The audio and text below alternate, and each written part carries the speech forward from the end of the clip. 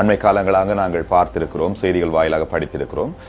பாடசாலை மாணவர்கள், குறிப்பாக சிறுவர்களும் இந்த புற்றுநோயால், இந்த புற்றுநோய் என்கின்ற பொழுது வாய் வழி புற்றுநோய் இல்லாமல் புற்றுநோயால் அதிகமான குழந்தைகள் இலங்கையில பாதிக்கப்படுவதாகவும் மரண சம்பவங்களும் இடம்பெற்றிருப்பதாகவும் சொல்லப்படுகிறது.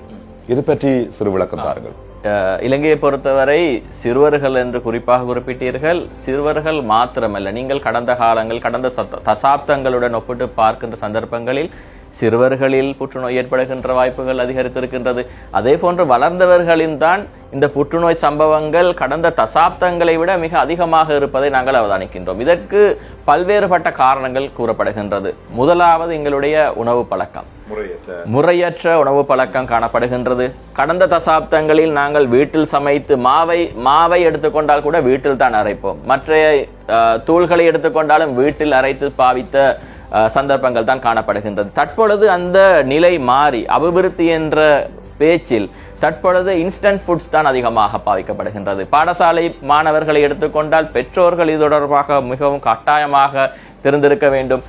அதிகமாக பெற்றோர்கள் தற்காலத்தில் பாடசாலை மாணவர்களுக்கு இன்ஸ்டன்ட் ஃபுட்ஸ் தான் கொடுத்து அனுப்புகின்றார்கள். அது நூடுல்ஸாக இருக்கலாம், பேக்கரி ஐட்டம்களாக இருக்கலாம், அதே போன்று டிரான்ஸ்ஃபேட் அதிகமாக இருக்கின்ற, டிரான்ஸ் கொழுப்புகள் அதிகமாக இருக்கின்ற உணவு பதார்த்தங்களாக இருக்கலாம். அதே போன்று இவ்வாறான உடனடியாக தயாரிக்கப்படுகின்ற உணவுகளைத்தான் அதிகமாக இந்த சிறுவர்கள் பயன்படுத்துகின்றார்கள். அதே போன்று பேக்கெட்டுகளில் அடைக்கப்பட்ட உணவு பதார்த்தங்களை பயன்படுத்துகின்றார்கள். பேக்கெட்டில் அடைக்கப்பட்ட சிப்ஸ் வகைகளாக இருக்கலாம், அதே போன்று பன் வகைகளாக இருக்கலாம். அனைத்து விதங்களும், அனைத்து விதமான சாப்பாடுகளும் இவ்வாறான இன்ஸ்டன்ட் ஃபுட்ஸ், உடனடி உணவுகளாகத்தான் காணப்படுகின்றது. எனவே இதில் பதப்படுத்துவதற்காக பல ரசாயனங்களை பயன்படுத்துகின்றார்கள். எனவே இது ஒரு மிக பிரதான ஒரு காரணமாக அமைந்திருக்கின்றது. முறையற்ற உணவு பழக்கம். அடுத்த விடயம், ஓய்வு இல்லாமல் ஓடிக்கொண்டிருக்கின்றார்கள், உளத்தகைப்புடன் இருக்கின்றார்கள். வேலை பார்க்கின்ற வளர்ந்தவர்களாக இருக்கலாம், சிறுவர்களாக இருக்கலாம், உறக்கம் குறைவாக காணப்படுகின்றது. இதன் காரணமாக நோய் எதிர்ப்பு சக்திகள் வீழ்ச்சி அடைந்திருக்கின்றன.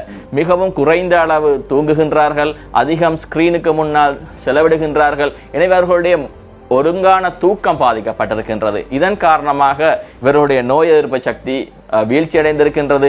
முறையற்ற உணவு, உளத்தகைப்பு, முறையற்ற ஆரோக்கியமற்ற தூக்கம் போன்றன பிரதான காரணங்களாக அமைகின்றன. அதே போன்று உடற்பயிற்சிகளும் குறைவாக காணப்படுகின்றது தற்காலத்தில். எனவே இவ்வாறான காரணங்கள் காரணமாகத்தான் தற்பொழுது மாணவர்கள் மத்தியில் மாத்திரமன்றி வளர்ந்தவர்களிடத்திலும் இந்த புற்றுநோய் மட்டுமன்றி மற்றைய நோய்களும் அதிகரித்திருக்கின்றது. குறிப்பாக புற்றுநோய் அதிகரிப்பதற்கும் இது காரணமாக அமைந்திருக்கின்றது.